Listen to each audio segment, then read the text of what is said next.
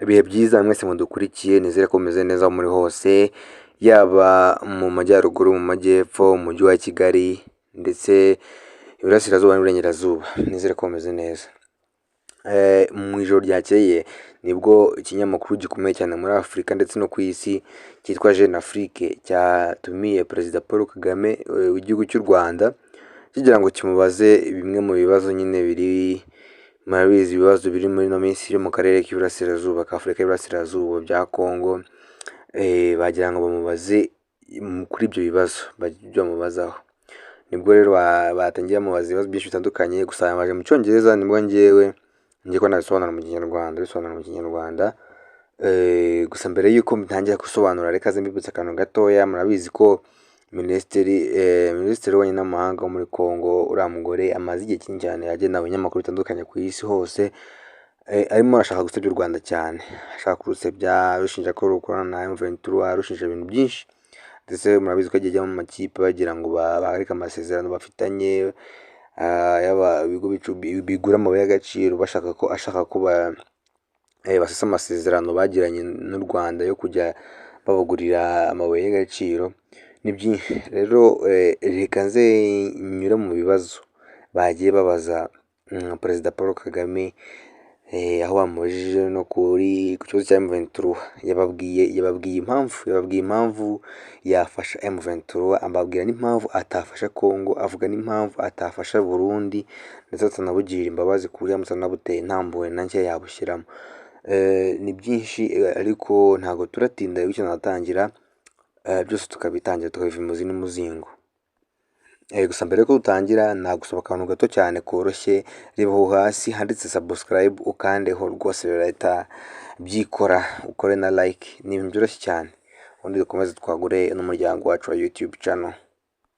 Hano rero nibwo umunyamakuru yamubajije ikibazo cyerekeranye n'abantu bapfiriye muri ya mirwano yabereye muri Goma, arimo yabaza bari abantu baregera mu 3 bapfuye, aba ari bo, ndetse n'ibibazo byinshi kuri ibyo. Dore nk'ukuntu nuko perezida yamusubije, Perezida Paul Kagame yasubije umunyamakuru vuba vuba.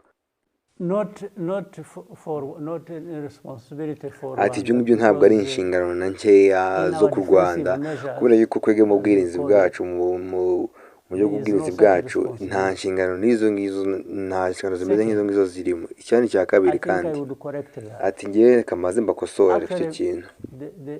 Ati mu by'ukuri abantu hafi ya bose bajya ku 3,000 abantu bavugaho n'abasirikare ba FARDC na FDLR ndetse n'abandi baba barimo babafasha, yese atarimo na wazalendo.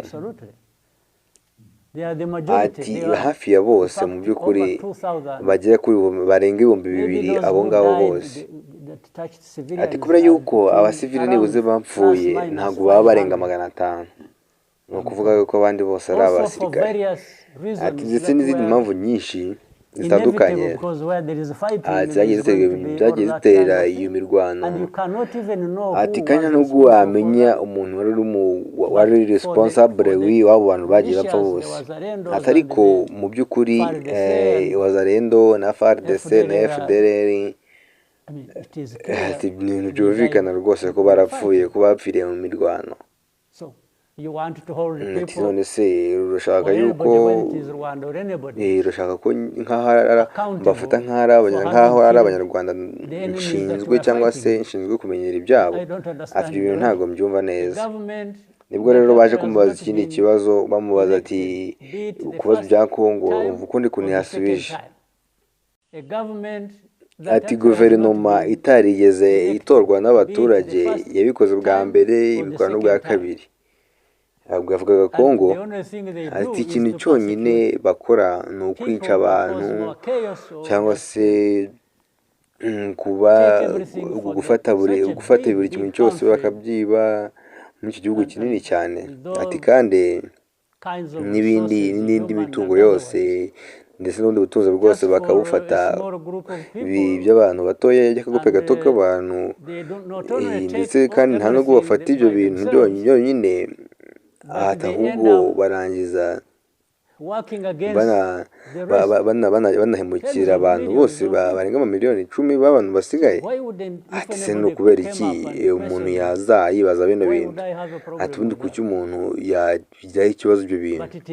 Ariko ni bitandukanye cyane kuvuga yuko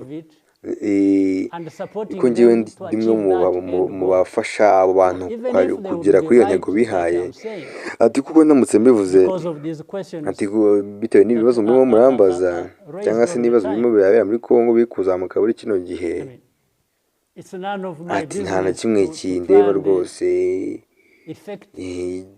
cyo kuba nabafasha cyangwa se kuba nabakora buri kimwe guhindura yaba ibyo ngibyo byose bashaka kuba bagaragaza. Ati ringe hari ibintu byinshi turi kuvangavanga. Ati mu by'ukuri, ati ku bantu kuba hari akagurupe k'abantu barimo barwanira uburenganzira bwabo ndetse bari kurwanira kuguma kubaho, ndetse bagomba kubaho ngaho byanze bikunze, ndetse bagakora buri kintu cyose bashaka buri munsi. Ati mu by'ukuri ishyize muri logique nabyumva nakumva ibintu bavuga. Hano rero perezida nabo baje kumubaza ikindi kibazo cyo kuba yafasha M23 cyangwa se abagirira impuhwe, umva uko yasubije. Ati nk'uko M23 cyangwa se M23 ari igice kimwe cyangwa se ubwo ni igice kinini kuri kino kibazo gihari, asa ubundi mushaka yuko nagirira impuhwe guverinoma ya Kinshasa ari kandi ariwo muzi w'ikibazo bino bibazo turimo muri no minsi? Ati rwose reka nta bintu nabikora. Ati se ubundi mushaka yuko mukwibaza nimba nagirira imbabazi M23? Ati ngewe rwose nabikora ngendeye ku ngingo runaka ndetse zifatika. Ati cya mbere, iyi ngiyi ni groupe y'abantu barimo bararepresenta abantu barimo bicwa, abantu barimo baragirwa nabi, abantu barimo baragirwa impunzi, ndetse dufite impunzi nyinshi mu Rwanda hano ibihumbi zirenga amajana kubera iyo situation irimo kubera muri Congo. Ati kandi iyi si yo nshuro ya mbere barwanye. Ati ubundi ni ukubera iki bigarutse nyuma y'imyaka 10? Ikibazo cya kabiri, ati ubundi barimo baricwa cyangwa se bari kugirirwa nabi mu ubwo buryo. Ati kubera yuko barimo baritiranywa n'abantu b'abanyarwanda, bakavuga ati M23 n'abanyarwanda bagomba kujya mu Rwanda. Ati kandi Rwanda ntabwo ari rwo babafashe rubajyana muri Congo. Ati rero ikibazo cyo kuba nagira impuhwe M23, ahubwo ubu nakibaza kuki uretse atagirira impuhwe M23? Niba buri wese afite ubwenge bushobora kugira bw'umutimanama bwo kuba bwareba ikibazo uko kimeze, nose ubundi nagirira impuhwe FDLR iri mu burengerazuba mu burasirazuba bwa Congo? Se mushaka ngirira impuhwe izo nyeshyamba zirimo za wazalendo zifatanya na leta mu gufatanya kurwana ino ntambara y'amoko? Ese mushaka yuko nagirira impuhwe u Burundi bwinjiye muri aya makimbiranye agenda yerekeranye n'amoko? Ati ngewe ibyo ngibyo ntabwo nabafasha kandi bafatanya na leta mu kwica abaturage. Yakomeje avuga ati rero kuri kino kibazo kimaze igihe kinini, ndetse no kureba ibindi bibazo bindi bitandukanye byo kuba byo gushyiraho ibihano ku Rwanda, ibyo ngibyo ngewe nsubiza intwaro zanjye cyangwa se nsubiza inkota mu rwubati nkaho ibindi bitariho, nk'ibyo byose bitariho. Twebwe turimo turadiringa n'ikibazo kitari gishyashya kuri twebwe. Ati mu by'ukuri twe twagiye duhura n'ibi bibazo imyaka myinshi itambutse, ndetse ibi bintu twabonye cyane mu mwaka w'1994. Ati se mushaka yuko ngewe naza ngatera ubwoba cyangwa se nkaza ngafata ibintu nk'uko bimeze kuko nge ndimo ndi defando bwanjye? Natekereza yuko mfite ubwoba bwa biriya bintu kuko habe na gatoya. Ati urabizi, natanze urugero mu gihe cyo kwibuka ku nshuro ya 30 muri speech natanze, nabwiye abaturage uburyo umugore wari ushaje cyangwa se umukecuru muri jenoside mbere y'uko bamwica,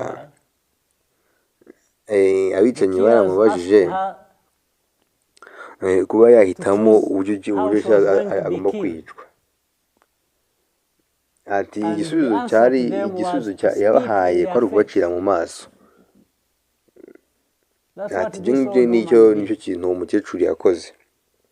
Ati rero ngewe noneho wakibaza uburyo ki ngewe noneho nzabacira mu maso, nzacira mu maso umuntu uwo ari we wese